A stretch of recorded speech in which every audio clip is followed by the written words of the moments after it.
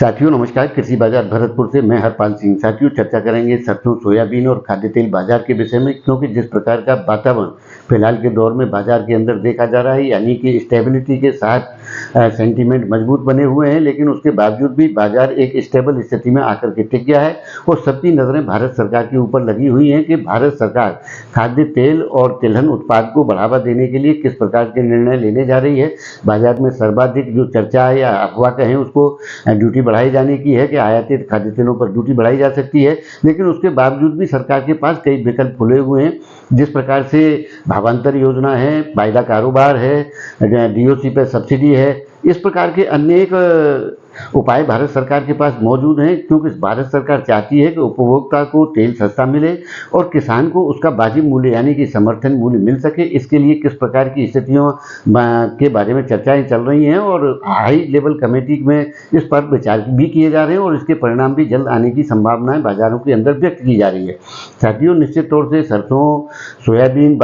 सभी तिलहन बाजार जो है स्टेबिलिटी बेच एंड बाच की स्थिति में है, यानी कि सरकार के निर्णय पर ही आगे की स्थितियां टिकी हुई हैं। यदि सरकार सोयाबीन को सपोर्ट करती है, किसी प्रकार की योजना बना करके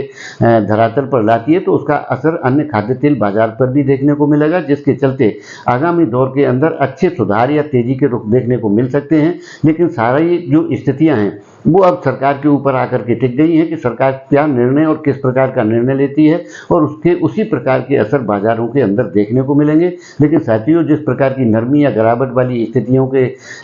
सारी चीज़ें समाप्त हो चुकी हैं और आने वाले दौर के अंदर निश्चित रूप से सुधारों की स्थितियां ही देखने को मिलेंगी। तो उस प्रकार के हालात के चलते सरकार के जो निर्णय की स्थितियां हैं कब आते हैं और क्या निर्णय आते हैं ये तो तभी तय होगा, क्योंकि जिस प्रकार की अफवाहें बाजारों में चल रही हैं कि आयातित मालों पर